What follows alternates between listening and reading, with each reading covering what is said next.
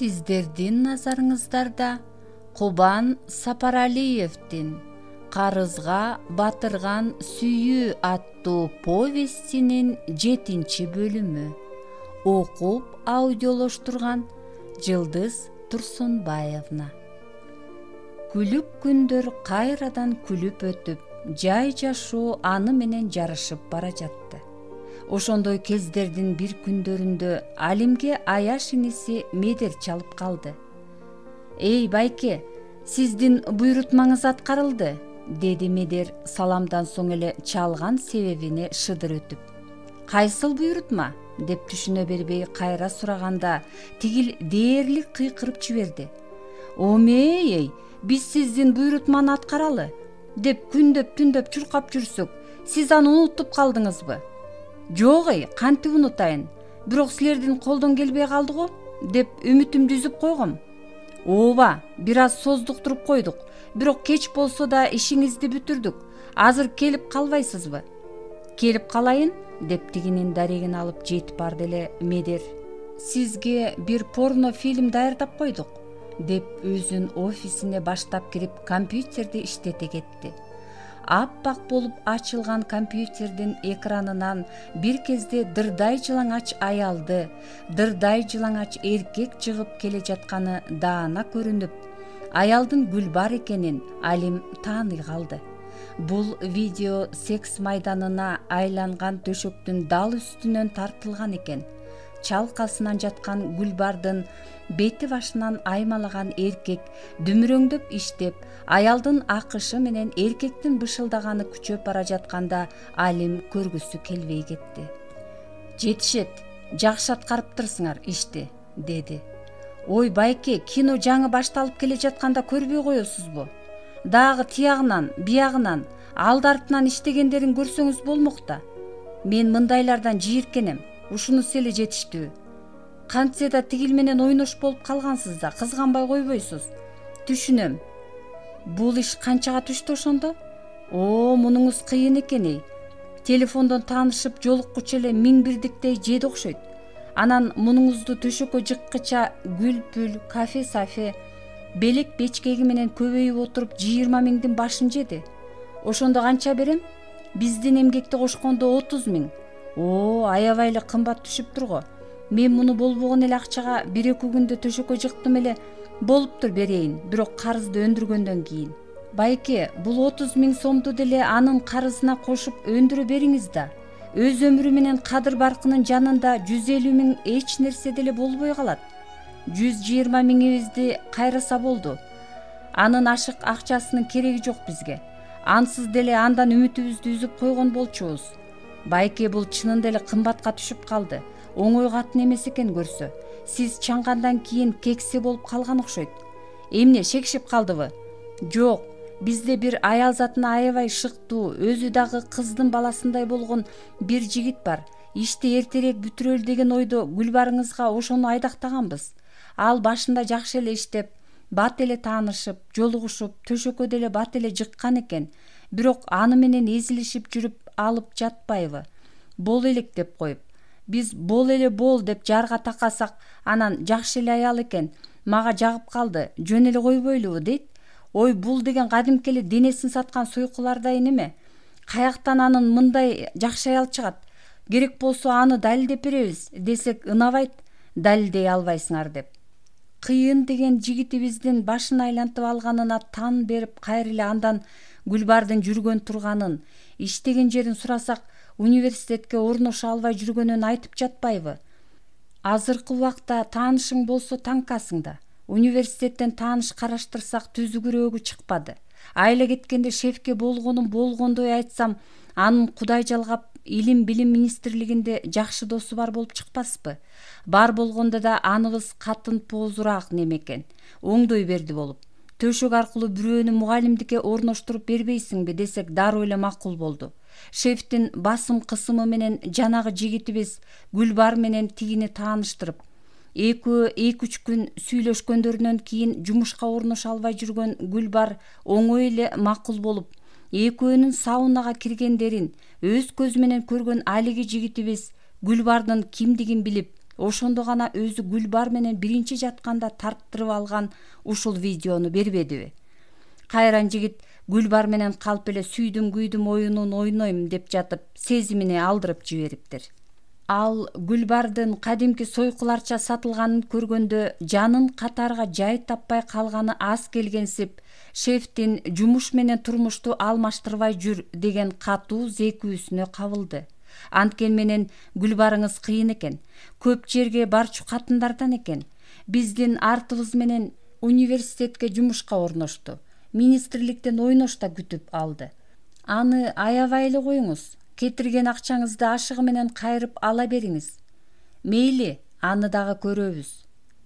Медерден Гүлбардын дайын дарегин алган Алим эртеси аны университеттин алдынан тосуп алды. Алимдин турганын алысыраактан эле көргөн Гүлбар таанымаксан боло өтүп бара жатканында Алим аны шак эле колдон алып: "Гүлбар ханум, кандайсың? Эски тааныштарды көзгө илбей калганың болбойт го?" деди мыскылдуу түрдө. "Сага эмне керек?" деп Гүлбар сөзүнүн каарын, көзүнүн заарын билгисе кайрылганда, Алим баягы мыскылынан жазбай: "Гүлбар, өткөндө мага менин аялыма жакшы бир порно фильм көрсөттүң эле, ошондон бери аябай бактылуу жашап жатабыз. Эми сен дагы биздин өзүң үчүн тартылган кинону көрүп койбойсуңбу?" деп камдап турган флешканы колуна кармата салды эле Гүлбар бок кармап алгансып оңтойсуздана туруп калды. Көрүп кой. Эгер көрбөсөң муну бүт эл көрөт." Гүлбар Алимге 1 саатка жетпей эле чалды. "Алим, менде азыр акча жок, бирок товар бар эмеспи, өзүң билесиң, жакшы товарлар. Эсептеп көрсөм 150 000 сомдой болот экен. Баары бир эле соода кыласың да, ошол товарларды бүт эле өзүң албайсыңбы?" деди капаланып турганы каргылданган үнүнөн билине. Кандай экен карыз болгон?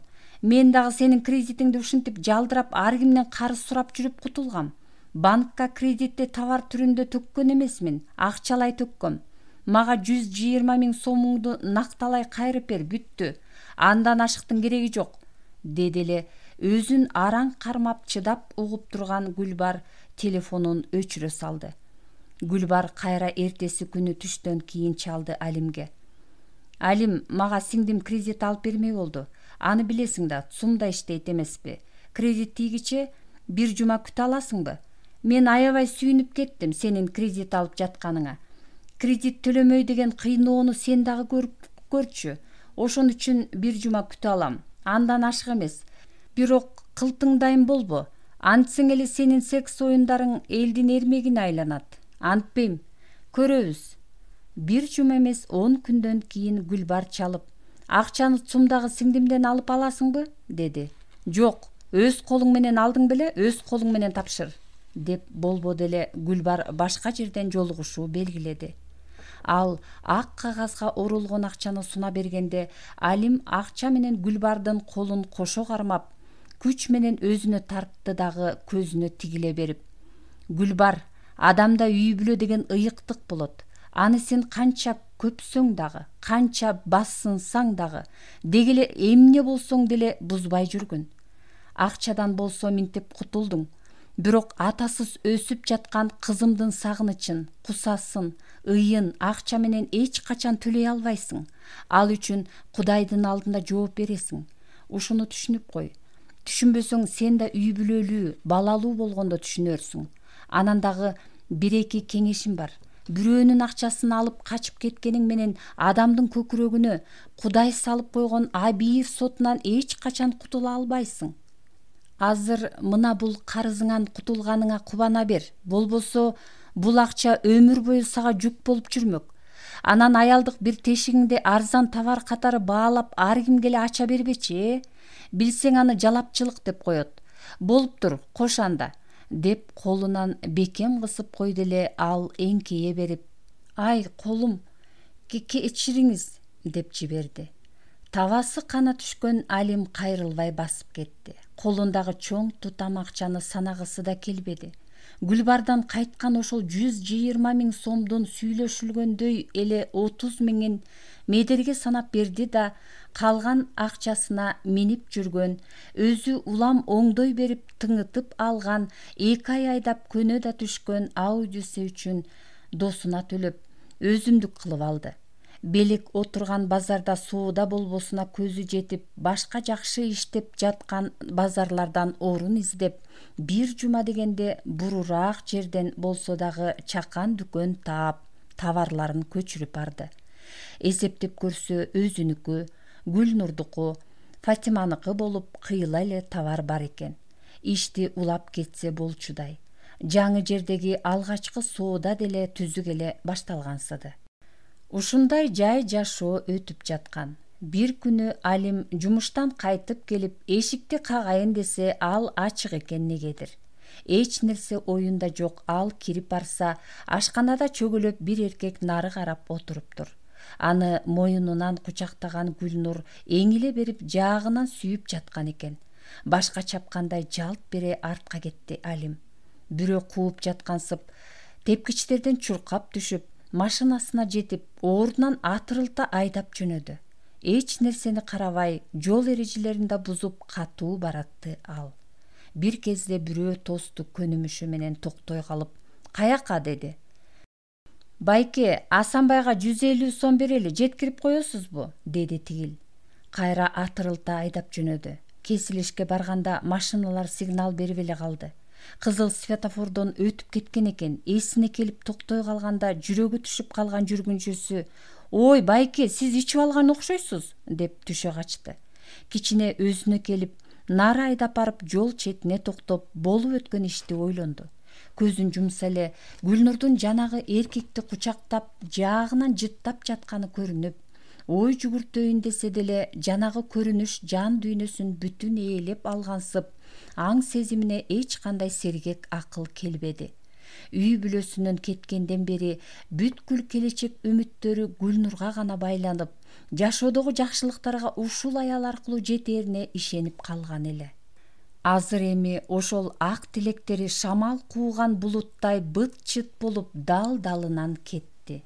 Жан дүйнөсүнө кызганычтын кызыл жалыны жалбырттап, анын кара түтүнү көңүлүнө жылчыксыз каптап алгансыса да, эч кандай жылуулук сезилбеди. Мындайда арак ичип жиберип күйүтүн басчу. Бир жака безип кеткиси келчү. Бирок бул жолу мунун бирин кылгысы келген жок. Ички кайгысынын бүт оорусун сезип дал болуп отура берди. "Такси бошпу?" деди бирөө эшик ачканда гана селт этип баш көтөрүп. "Бош, каяка?" деди. Эми жумушка алаксымакчы болуп жолду, көчөнү кунт кое карап бара жатты. Ар кайсыны айтып, көңүлдүү сүйлөшүп бара жаткан жүргүнчүлөрүнүн бир сөзүн укса, бир сөзүн укпай, бирин түшүнсө, бирин түшүнбөдү. Улам бир кардарын жеткирген жерге токтоп, руль сүзгөн бойдон кайгысына сүңгүп, кийинкиси келгенде эсине келе калып жөнөп, кайра токтоп, кайра айдап, ал түнү уйкусу качкан ал каңгырап шаар кыдырып жүрө берди. Күн да ошондой өтүп, кайрадан түн бир окун болгондо чарчаган жаны руль сүзгөн бойдон кандай уктап калганын билбей калды. Ойгонсо күн эбак көтөрүлүп, шаар кыймылы эбак чимирик атып, тириликтин кайдадыр бир жагына жөнөп бара жатыптыр. Шаардын кайсыл жеринде турганын болгулуп биле калган Алим үйдөн 2 кварталдай эле алыс турганын билди да, азыр Гүлнур баягы кучакташып турган эркеги менен келип калчудай болуп, шашыла бияктан алыстамакчы болду. Бирок бир аз узап барганында машинасы дыр-дыр этип барып өчүп калбаспы? 2 күндөн бери дендароо болуп жүрүп, машинасына май куйганды унутуптур. Ал тургай өзү дагы качан тамак ичкени эсинде жок, өзөгү үзүлчүдөй болуп калыптыр.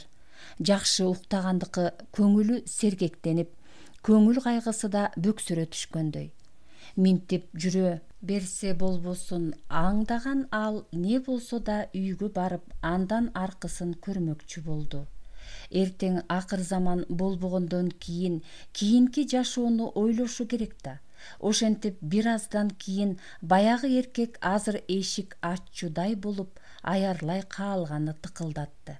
Эшик ачкан Гүлнур «Байке» деп келип өзүн кучактап калбаспы? Кучагы кучагына толуп, жан дүйнөсүнө жыпар жыты өрдөй түшкөндө Алим чыдабай кетип, деги эле канча жылдардан бери көрбөгөн аялын өпкүлөгөндөй аны бети башынан аймалап жиберди. Буга Гүлнур да жооп кыла экөөнүн эриндери бири-бирине чапталыша түшүштү. Бир ирмемдик бул эркти жоготуудан биринчи Гүлнур эсине келе Алимдин боюн ала качып кымырыла түшүп: «Байке, кайда жүрдүңүз? Дайыныңызды айтып койбойсузбу? Сары сана кылбай», деди. «Жүрдүм иштеп», деди бул кызыктай абалдан улам сөз таба албай. «Ай, кебетеңизди караңызчы. Сиз эмне мынча жүдөп, арыктап да алгансыз?» Буга эмне деп жооп берерди билбеген Алим эки жагын каранып: «Фатима эже кандай?» деди. «Эже жакшы эле. Кирип учурашып чыкканыңызча кийимдериңизди даярдап турайын, жуунуп алыңыз». Гүлнурдун мындай мамилесинен улам жөндөн жөн эле кызганычка алдырганын билген Алим ичинен уяла түшүп, өзүнө өзү күлкүсү келип, Гүлнурдун эч кандай күйөөсү же дагы бирөөсү келбегенине ишенди. Жана киргенинде бети ачылып калган Алим бөлмөсүндө отурганында Гүлнур кирип калды эле аны колунан тартып, бооруна кысып, бетинен аймаламакчы болгонунда ал өзүн акырын түртүп, сумсая түшүп чыга качмакчы болду. Бирок аны Алим кое бербей, кайра жабышып, диванды карай тартканында Гүлнур: «Болбойт, никесиз эч качан болбойт», деп жалооруп жиберди. Алимге нике деген сөз сизге турмушка чыгам дегенди туюндуруп, ичинен кудуңдап сүйүнүп кетти. Гүлнурдун жеңил баа болбогонуна ичи жылып, өзүнүн аша чаап бара жатканын сезе калды.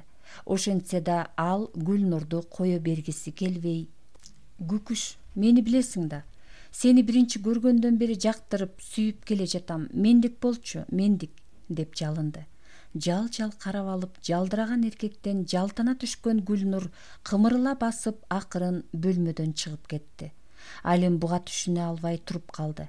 Өзүнө турмушка чыгуусуна кандайдыр тоскоолдук бар экенин туюнуп, бая күнкү эркектен шектенди. Бир аздан кийин чайга отурушкандарында ортодо кандайдыр ыңгайсыздык бар экенин сезишти. Муну жанагы өзүнүн кармана албаган олдоксондугунан көргөн Алим Гүлнурдун көзүн карай албай отурду. Бул ыңгайсыздыкты Гүлнур бузду. «Мурдагы күнү күйөөм кечирим сурап келиптир. Байкуш өкүнүп, сенсиз жашай албайт экенмин. Наргизадан көңүлүм калды», дейт. «Сен эле жакшы экенсиң», дейт. «Кызуу экен, алдап жатып араң кетирдим. Жөн эле чөгөлөй калып кечирим сурады. Боорум ооруду байкушка. Минтип ичкенин эч качан көргөн эмесмин. Дагы келем деп кеткен. Менин дарегимди ким берип койду билбейм. Тим эле бас кеттик. Мурдагы жакшы жашообузга кайра баралы, уулубузду алып келели», деп кечирим сурап ыйлагыдай болсо жанына киши кайра тура албайт. «Фатима эже укпаса экен, укса мени кетип калат, деп капаланат деп коркуп, эптеп тынчтандырдым. Алдап жатып кетирдим». Өткөндө өзү кирип келгенинде ошол күйөөсүн алдап кетире албай жатканын боолголугун Алим эгер ага туугандары аралашып, күйөөсү дагы да кечирим сураса ээрчип кете бериши мүмкүн экенине көзү жетип, баягы 2 күн бою жүрөгүн эзген күйүнүчтүү сезимине кайра кептелди. Бүгүн эле сезимин билгизип, жаңы эркек катары бетине сүйгөндө карачы эми каскактай болуп күйөөсү чыга калганын. «Багы жокко дагы жок» деген ушул экен да. Эбак сүйүүмдү билдирип, алагач болсо да максатыма жетсем болмок экен, деп өкүнө түшкөн Алим дале унчуга албады. «Ал күнү сиздин үйдө жок болгонуңуз жакшы болду. Күйөөм ушу менен жашап алган турбайсыңбы?» деп кызганып, түшүнбөстүктөр болуп ызы-чуу чыгып кетмек болушу керек. «Мен күйөөңдү көрдүм. Сен анын бетинен өөп жатыптырсың кирсем. Жолтоо болбоюн деп кетип калгам. Көрдүңүз беле? Ошол үчүн анан 2 күн бою үйгө келбей жүргөн турбайсызбы?» «Ооба. Сиз кызык экенсиз. Аны ошол күнү эле кетирип жибергем. Эми жакшылап кечирим сурап келсе ээрчип кетет экенсиң да, Билбейм кандай кылышты да билбей калдым. Жүрөгүңдү ук, Көкүш. Жүрөгүң эмне десе ошону аткар. Дегени менен бул өз сөзүнөн өз жүрөгү ооруп кетти. Ошентем го. Сөздөрү ошентип аяктаганы менен ал күн зерикпечү күндөрдөн экен. Алим машинасын алып келип коюп, бөлмөсүндө телевизор көрүп, Гүлнур Фатима менен алектенип жатканда ачык калган эшиктен шатыра шатман боло Белек өзүндөй 2 киши менен кирип келди. Көтөрө келген арагын үстөл үстүнө койгон алар ала күү экен. Бака шака түшө келген күүлөрү менен Фатиманын бөлмөсүнө чейин кирип кетишип, Гүлнур аларды урушуп жатып араң чыгарды. Өзгөчө энесин көргөндө мас неменин ички сезимдери козголуп кетти окшойт. Энесине өбөктөй калып, ар кайсыны бир айта берди Белек. Апа, бүгүн уулуңузда чоң майрам. Бүгүн дүкөн майладым, ичтим, ичтим, ичем да анан. Өлбөгөн жанга сиз болсо камсанабаңыз. Эртең эле таштап коем. Эң негизгиси деп ден соолук болсо анан баары болот да. Мына сиз жатасыз, Байкуш апам жатасыз. Көзүңүз жалдырап, же нары эмес, же бери эмес. Не кылам мен анан ушундай эшек болсом, небере жыттата албай эшекмин да, деп жатканда акырын кирип келген Алим аны капталган окуп, бас деп зекип жетилеп чыгып кетти. Кантсе да чогуу иштешкендер эмеспи, алардын көзүнчө какпайын, деп Алим тигил экөөнү сыйламыш этип, арагын кошо ичишип, алдап соолап кетирип жибергенден кийин Белекти жакадан алып, «Эй, эшек, эмне ичесиң? Көзүм мындай болсо эле аракка баш салчу болдуң да», деп капталга бир койду эле баягы жоош, коркок Белек жок. «Ичсем эмне экен? Өзүм билем», деп кыйкырып, Алим менен жөөлөшө кетпеспи? Мунусуна түк түшүнбөй, мындайы жок Белекти тааныбай калгандай туруп калып, анан ачуусун баса албай калган Алим жакасынан бир силкип диванга жыгып, бөйрөккө тээп калганда Гүлнур чырылдап ортого түшө калды.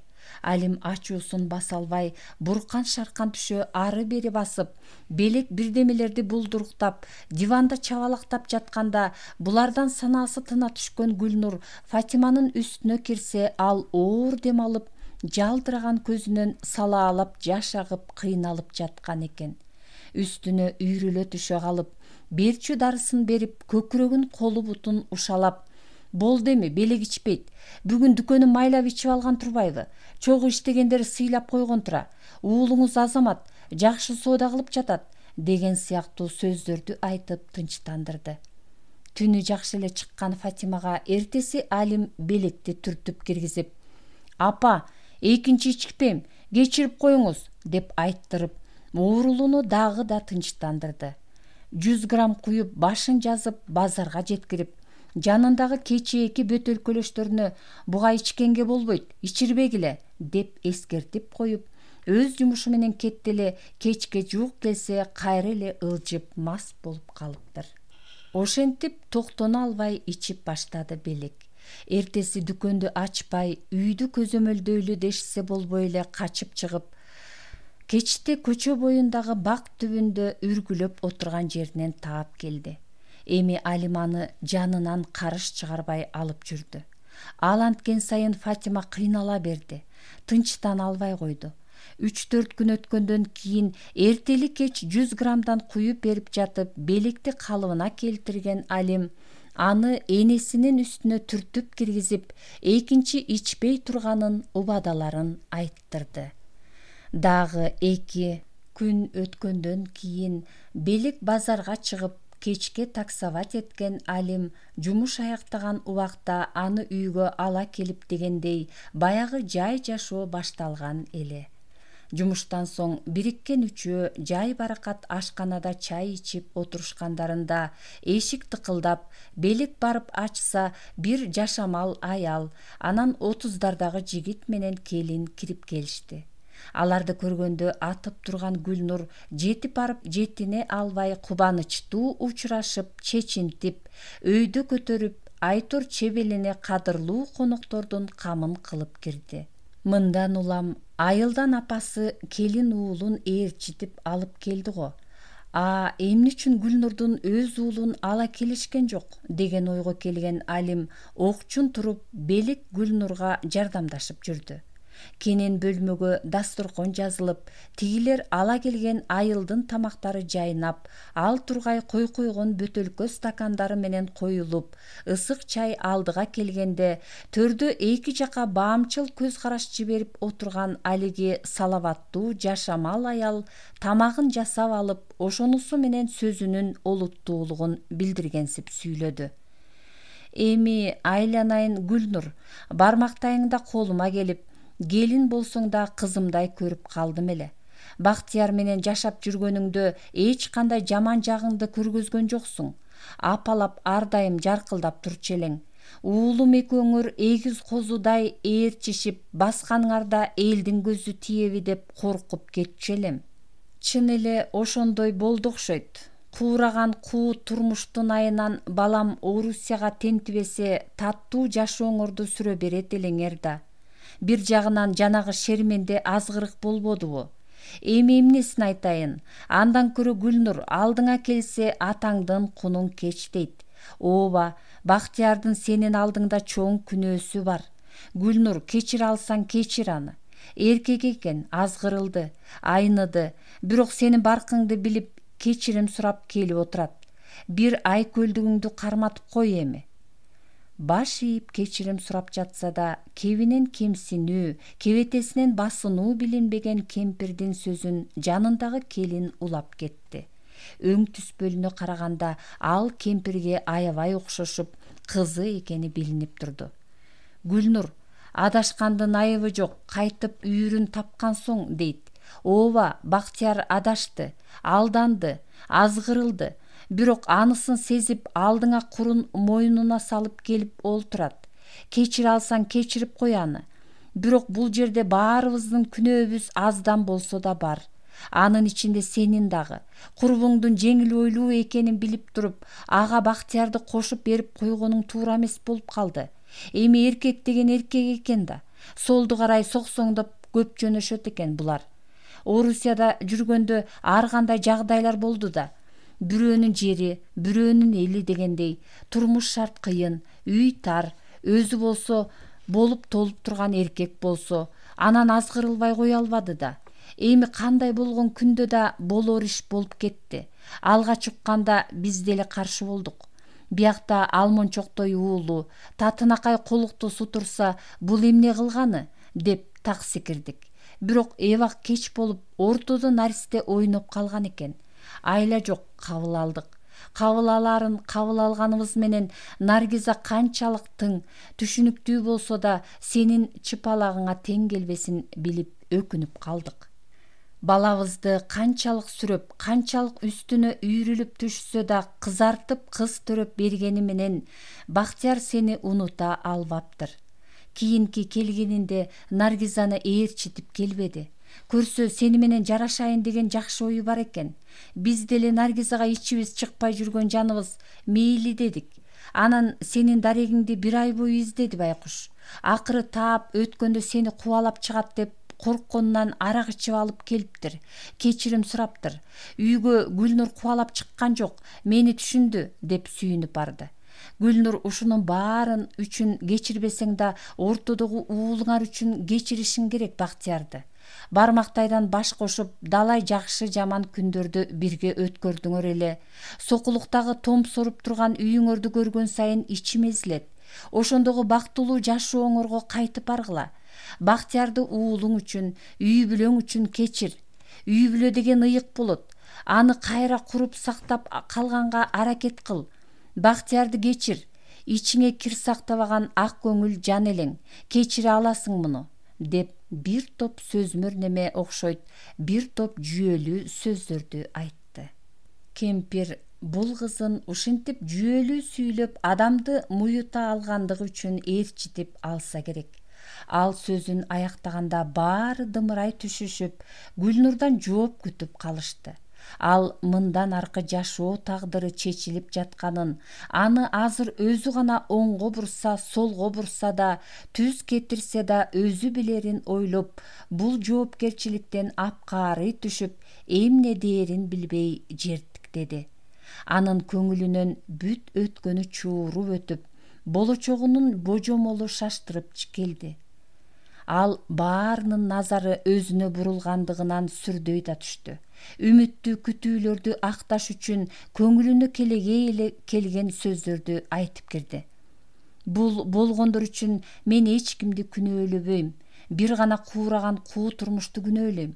Таятасыныкында көзүн жалдыратып, мени күтүп жүргөн уулумдун бир күлкүсү бул турмушту жаркытса, бир тамчы көз жашы аны кирдетет. Ошондуктан мен уулум үчүн жашаймын. Ошон үчүн эжем айткандай ыйык үй бүлөнү сактаймын дегенинде төрдө отурган кайненеси «О, алдыңа кетейиним, оозуңа май» деп дээрлик кыйкырып жиберип, Гүлнурду карай умтулду.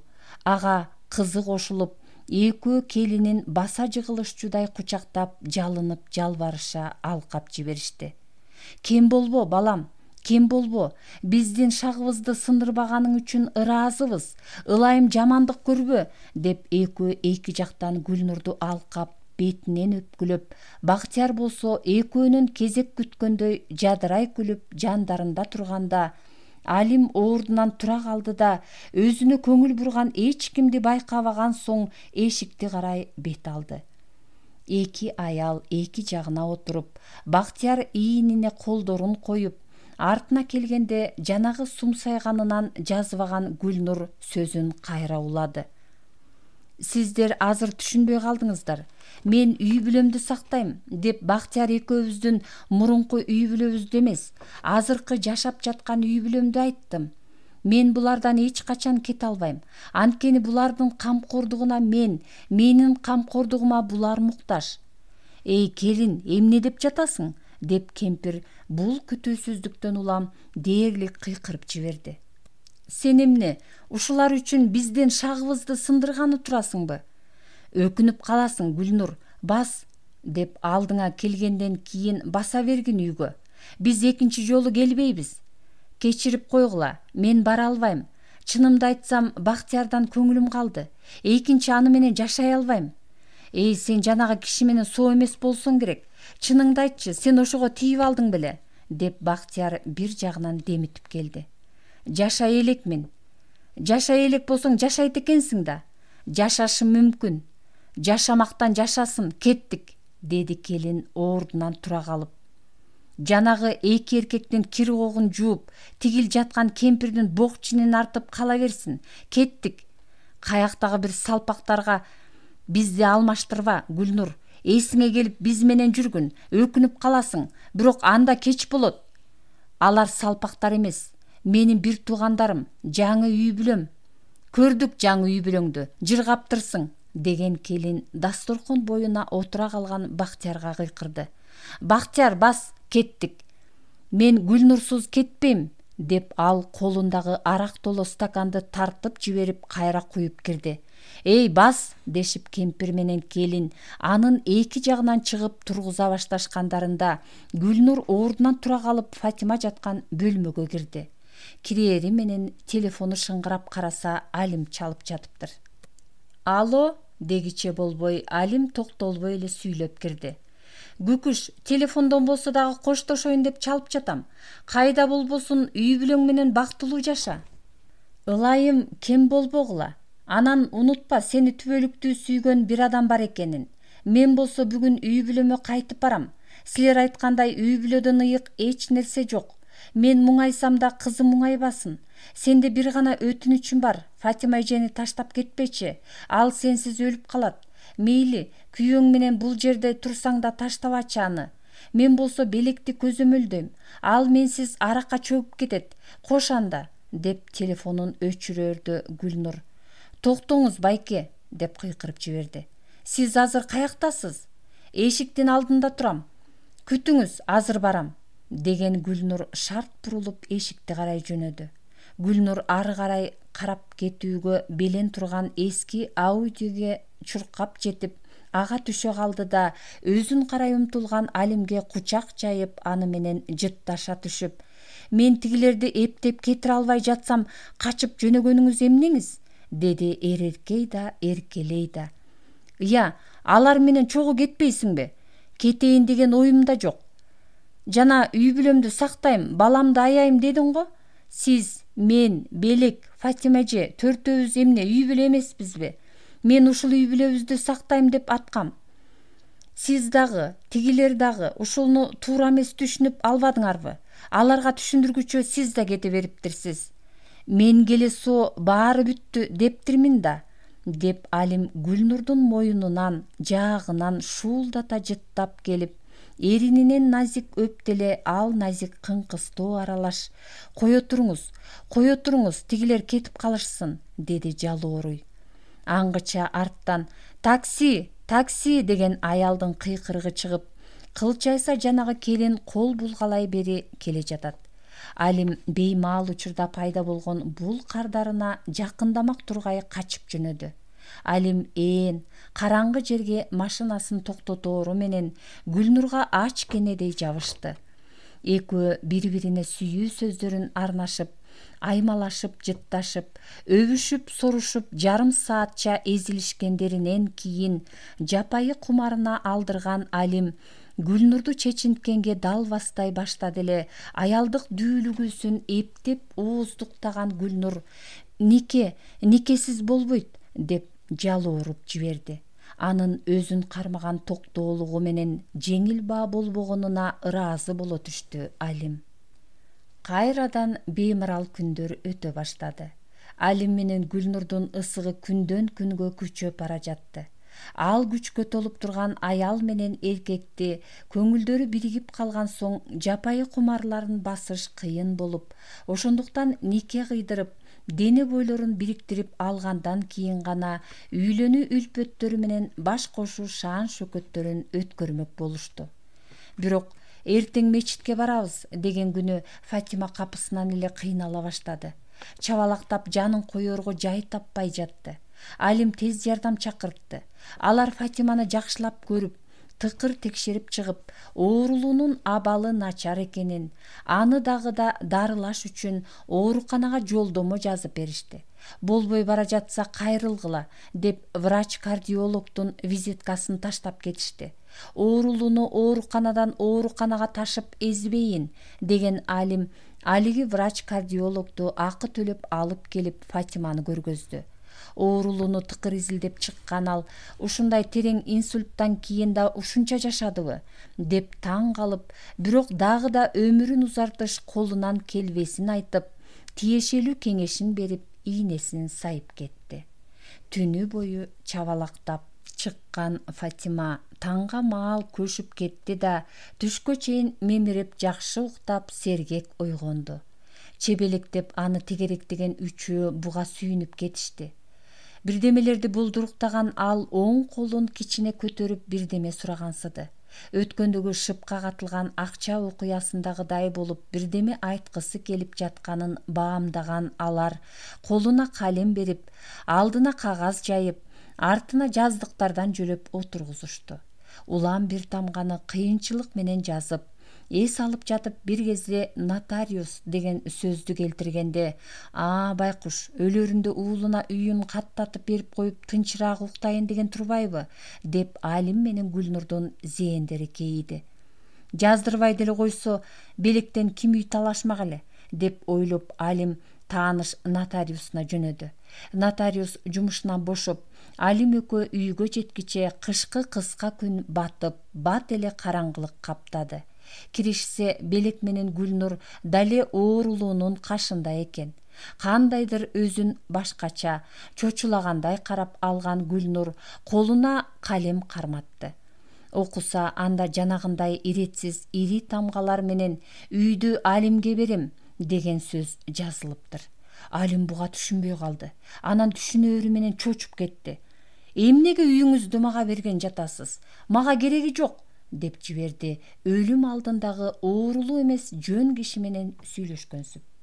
Фатиманын жалжылдаган көздөрүнүн кирпиктери ала бер дегендей кагылганда Алим Жок, Фатима эже, үй белектики. Жалгыз байлыгыңызды мага берип койсоңуз уулуңуз кантет? Андан көрө азыр белекке жаздыралы. Буга макул болбогондой Фатима башын билинер билинбес чайкаганда белек сөзгө аралашты. Мен апамдын оюн түшүндүм. Батирди сизге берип жатканынын себеби мага баш көз болуп, арак ичирбей карасын дегени го. Ошентип жатат дейсиңби? Эже үйүңүздү мага бербесеңиз деле мен белекке каралашам. Бул мага бир тууган сыяктуу болуп калды, деди. Фатиманын башы билинер билинбес чайкалып каршылыгын билгизди. Ортого эми нотариус аралашты. Оорулуу өзүнүн 2 бөлмөлүү батирин өз уулуна эмес, сизге мураска калтыргысы келип жатыптыр да. Ооба, буга мураскер кандай карайт болду экен? Мен каршы эмесмин. Апам кандай кааласа ошондой болсун, деди белек. Анда оорулуудан сурап көрөлү. Фатима эже шаар борборундагы 2 бөлмөлүү батириңизди Алимге бергиңиз келип жатканыңыз чынбы? Буга Фатима кадимкидей баш ийкеп жибергенде беркилер таң кала түшүштү. Сизди эч ким мажбурлаган, кыйнап кыстаган жокпу? Өз эркиңиз менен үйүңүздү чоочун кишиге жаздыргыңыз келип жатабы? Деп сураганда дагы Фатима баш ийкеди. Сиз эмне дейсиз, Алим мырза? Эмне үчүн өз мүлкүн бекер эле сизге берип жатат оорулуу? Менин оюмча, Фатима эже көзүм өтүп кетсе, белекке камкордук көрүп жүрсүн деп батирин мага каттатып, ушуну менен мени милдеткер кылып жатат окшойт. Түшүнүктүү, анда мурас калтыруучу бар. Уулу ага каршы эмес. Мураскер жаныбызда, сиз болсо күбө болосуз, деп Гүлнурга караган нотариус кагаздарын жайып, мөөрүн алып, жазчуларын жазып, кол койчу жерге кол койдуруп, көнүмүш ишин аткарып кирди. Бир топ машакаттан соң өз ишин аяктаган нотариус ордунан тура калып, Алимге кол сунду. Куттуктайм, Алим мырза. Сиз бүгүндөн баштап ушул Фрунзе көчөсүндөгү 2 бөлмөлүү батирдин толук кандуу кожоюну болуп калдыңыз, деп колун кысканда баятадан жүзүнөн эч кандай толкундануу сезимин билдирбеген Алим аргасыз жылмайгансыды. Жана нотариус кагазга кол койдурганда чалдык үйдү бир нерселерди чиймелемиш эткенде колу шалак эте түшүп, кыймылдабай калган, өзү болсо кайдадыр сүзүлө карап тынчыган Фатиманын оң колу кайра жанданып, өйдө көтөрүлгөндө өзүн куттуктагысы келип жатканын түшүнө калган Алим кош колдоп аны кармай калды да эреркеген тийде сүйлөдү. Эже, сизди мен азыр жакшы түшүнүп турам. Мага кылган камкордугуңуз, көрсөткөн эрдигиңиз үчүн ыраазымын. Ошону менен катар мага чоң жоопкерчилик артып жатасыз. Аны мен болгон күчүмдүн барынча аткарууга аракет кылам. Жан үрөйм. Белекти мен өз бир тууганым катары көрүп, баардык камкордуктарды кылам. Аны мен кийинтем, ичинтем, үйлөнтөм, жайлантам. Бул менин мойнумдагы парзым.